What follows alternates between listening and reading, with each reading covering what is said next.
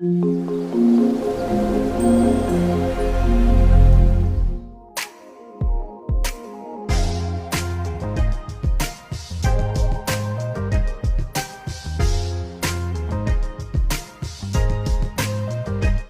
Friends, जब कभी भी आप किसी ऑर्गेनाइजेशन में वर्क करते हो और यूज़र किसी रिपोर्ट को रन करता है तो ये क्वेश्चन आपको बहुत बार सुनने को मिलता होगा कि सर वो रिपोर्ट इतनी जल्दी कंप्लीट हो गई लेकिन ये रिपोर्ट इतनी देर में कंप्लीट हो रही है, जबकि दोनों सेम तरीके का डेटा लेके आ रही है। बिल्कुल सुना होगा दोस्तों, क्यों ऐसा कहा जाता है कि एक क्वेरी बहुत जल्दी डेटा लेके आ रही है और एक क्वेरी बहुत स्लो लेके आ रही है। दोस्तों ऐसा इसलिए कहा जाता है क्योंकि उसके पीछे कोई बहुत बड़ा प्लेयर गेम खेल रहा होता है और उस प्लेयर का नाम है दोस्तों इंडेक्स। बोर्ड पे चलते हैं। इंडेक्सेस, जैसा मैंने आपको बताया कि इंडेक्सेस मेरे डेटाबेस ऑब्जेक्ट होते हैं, जैसे कि मेरी टेबल होती है, जैसा मेरा व्यू होता है, जैसे मेरे सिनोनिम्स होते हैं, जैसे मेरे पैकेज होता है, जैसे मेरे प्रोसीजर्स होते हैं, बिल्कुल उसी तरीके से मेरा होता है दोस्तों इंडेक्स भी डेटाबेस ऑब्जेक्ट। मतलब कि ये डेटाबेस में बिल्कुल टेबल के तरीके से टू डायमेंशनली कुछ डेटा मेंटेन करता है। अब ये डेटा क्या मेंटेन करते हैं? फॉर एग्जाम्पल, आपके पास एक टेबल है जिसके अंदर बहुत सारा रिकॉर्ड है और अभी अभी किसी भी टेबल पे कोई इंडेक्सेस नहीं लगा हुआ है और टेबल के अंदर बेसिक इंफॉर्मेशन जो एम्प्लॉय की होती है वो मैंने सेव्ड करी है, सच एज उसका नाम क्या है, उसकी डेट ऑफ बर्थ क्या है, उसकी सैलरी क्या है, कुछ इस तरीके का डेटा है, बट डेटा बहुत ज्यादा है। अब मैं उस डेटा के ऊपर ये क्वेरी चलाता हूं। जो क्वेरी मैंने यहां लिखी हुई, क्या लिखी हुई है? सेलेक्ट एम्प्लॉय नेम, एम्प्लॉय की डेट ऑफ बर्थ और एम्प्लॉय की सैलरी। और एम्प्लॉय टेबल से और एक कंडीशन लगाई है कि जिसकी डेट ऑफ बर्थ 1 जनवरी 1980 से अबव हो वही डेटा मेरे पास आए। तो दोस्तों ये क्वेरी क्या करेगी? ये क्वेरी सबसे पहले जो क्वेरी के अंदर जो सबसे पहले रन होता है वो रन होता है दोस्तों वेयर क्लॉज। तो वेयर क्लॉज जैसी जाएगा मेरी टेबल के ऊपर, वो सबसे पहले चेक करेगा क्या डेट ऑफ बर्थ, हाँ जी डेट ऑफ बर्थ है। फिर चेक करेगा डेट ऑफ बर्थ में क्या इंडेक्स है, मैं कहता हूं अभी कोई इंडेक्स नहीं है। तो क्या करेगा?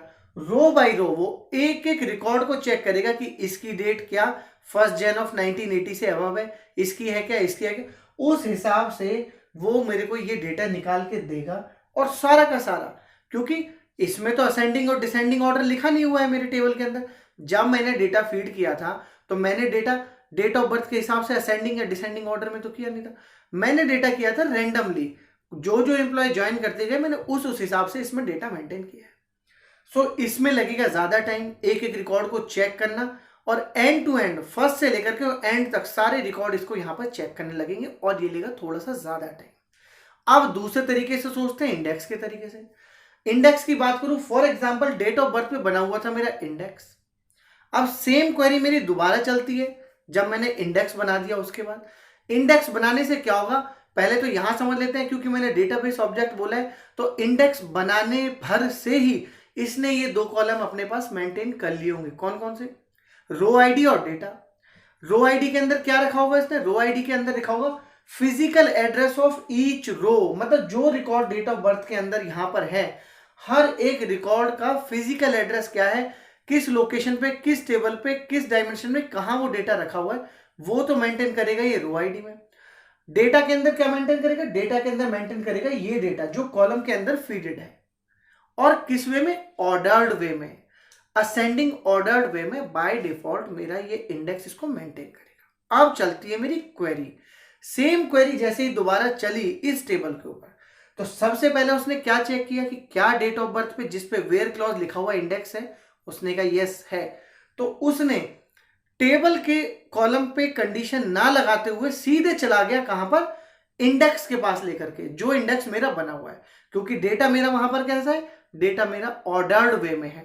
तो वो वहां पे कंडीशन चेक करना स्टार्ट करेगा और वहां पर सारी कंडीशन उसको चेक करने की जरूरत नहीं पड़ेगी। जहां भी उसको डेट जो नीचे वेयर कंडीशन में दी हुई है वो कंडीशन उसकी फेल करेगी, वहां के बाद वो डेटा चेक करना बंद कर देगा, क्योंकि वहां ऑर्डर्ड एक असेंडिंग वे में डेटा मेंटेन्ड है।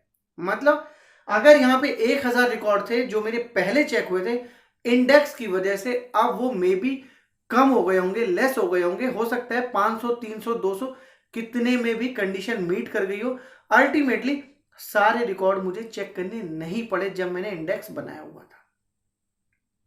जिस तरीके से टेबल का एक साइज होता है कि 1 TB की टेबल हो गई है या 400 MB की टेबल हो गई है, 400 GB की टेबल हो गई है, बिल्कुल उसी तरीके से इंडेक्स का भी अपना एक साइज होता है, क्योंकि ये भी डेटा मेंटेन करता है based on these two columns. इसका भी साइज होता है। सो दोस्तों, इंडेक्स की वजह से ही मेरी क्वेरी स्लो और फास्ट हो जाया करती है। क्या एडवांटेज होते हैं, क्या डिसएडवांटेज, ये भी आप बखूबी समझ गए होंगे। एडवांटेज तो दोस्तों यही होता है कि इंडेक्स जब भी वेयर क्लॉज चलता है तो सबसे पहले वो इंडेक्स के पास जाता है, इंडेक्स में जाकर के वो चेक कर लेता है, क्योंकि वहां पर सब कुछ मेंटेन्ड होता है और उसको लेस काउंट ऑफ सर्च में ही उसका रिजल्ट जो है वो मिल जाता है। लेस नंबर ऑफ काउंट के रिकॉर्ड ही उसको चेक करने पड़ते हैं, ना कि उसको पूरी टेबल। सो उसका टाइम भी बचता है, क्वेरी भी फास्ट हो जाती है और सर्च काउंट भी कम हो जाता है। तो ये होते हैं एडवांटेज। जस्ट इसका रिवर्स हो जाते हैं डिसएडवांटेज, की अगर इंडेक्सेस नहीं होते, क्वेरी ज्यादा टाइम लेती है, क्वेरी स्लो हो जाती है और मेरे जो सर्च काउंट है वो भी इंक्रीज हो जाता है। सो दोस्तों, बात करते हैं टाइप्स की। इंडेक्स के कौन कौन से टाइप्स होते हैं, किस किस टाइप के इंडेक्स बनाने से क्या क्या एडवांटेज होते हैं। तो एक बार टाइप की बात करते हैं, एक बार बोर्ड पे चलते हैं। दोस्तों, बात करते हैं टाइप्स की, कितने टाइप के मेरे इंडेक्सेस होते हैं, एक बार बोर्ड पे चलते हैं। जैसे कि टाइप्स की बात करते हैं तो यहां पर मैंने कुछ एक इंडेक्सेस के टाइप लिखे हैं जो ऑरेकल में हम क्रिएट करते हैं। दोस्तों, अगर मैं बात करूं कि मुझे किसी एक कॉलम पे कोई इंडेक्स बनाना है, तो उस पर कौन सा इंडेक्स मुझे बनाना चाहिए, कौन सा इंडेक्स उस पर सूट करेगा, किस इंडेक्स को बनाने से क्वेरी मेरी फास्ट हो जाएगी, ये चीज के लिए थोड़ा सा इंडेक्स को जानना आपका बहुत जरूरी है। लाइक फॉर एग्जाम्पल, अगर आपको किसी कॉलम पे नॉर्मल इंडेक्स बनाना है तो उस पर आप सिंपल इंडेक्स बनाइए, जिससे कि आपको लगता है कि ये कॉलम मेरा बहुत ज्यादा यूज में नहीं होता है लेकिन कभी कभी यूज में आता है, तो उस पर आप सिंपल इंडेक्स बनाइए।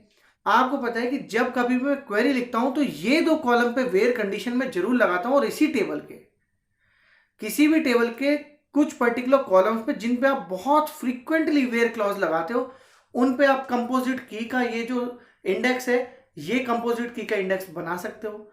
उसके बाद और क्या हो सकता है, एम्प्लॉय टेबल में देखिए मेरा मोबाइल नंबर होता है, ईमेल आईडी होता है, जो कि यूनिक होता है। तो अगर मुझे मोबाइल नंबर कभी सर्च करना पड़े तो उस पे बनाइए दोस्तों आप यूनिक इंडेक्स।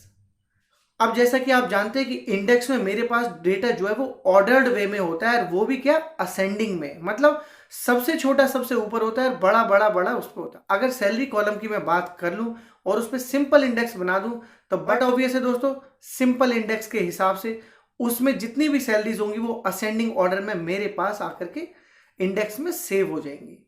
और अगर मेरे कुछ कंडीशन ऐसी लगाता हूं या लगानी पड़ती है फ्रीक्वेंटली कि मेरे को जो सबसे लास्ट की जो सैलरीज है उन पे ही कुछ काम होता है, या मैक्सिमम सैलरी ही निकालनी पड़ रही है, या मेरे को कुछ ऐसा करना पड़ रहा है कि ऑर्डर्ड वे में मेरे इंडेक्स में मेंटेन तो हो गई है, 10,000 एम्प्लॉयज की सैलरीज मेंटेन्ड है मेरे इंडेक्स में, बट सबसे बड़ी सैलरी वाला बंदा तो सबसे नीचे ही है और मेरे को काम भी मेरे को सबसे बड़ी सैलरी पे ही है, तो मेरे को इंडेक्स बनाने का फायदा ही क्यों हुआ। अगर भाई वैसे भी मैं अपनी पूरी टेबल को ही चेक कर रहा हूं, अगर इंडेक्स नहीं होता है, और इंडेक्स में भी मैं सबसे लास्ट रिकॉर्ड को ही चेक कर रहा हूं, तो मेरा फायदा क्या हुआ।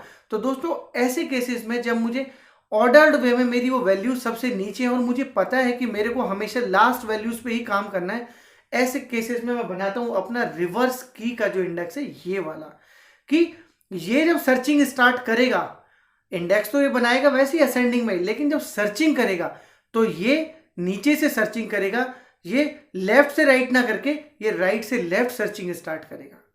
और भी बहुत सारे मेरे इंडेक्सेस होते हैं दोस्तों, जैसे कि फंक्शन बेस्ड इंडेक्स हम यहां बना सकते हैं। लाइक कि मुझे पता है कि मेरी क्रिएशन डेट जो है या हायर डेट जो है वो मेरी किसी एक पर्टिकुलर टाइम स्टैम्प के फॉर्मेट में सेव्ड है, कि अब जब मैं उसके ऊपर कंडीशन लगाता हूं तो मैं उसको डेट फॉर्मेट में करके हमेशा वेयर कंडीशन लगाता हूं।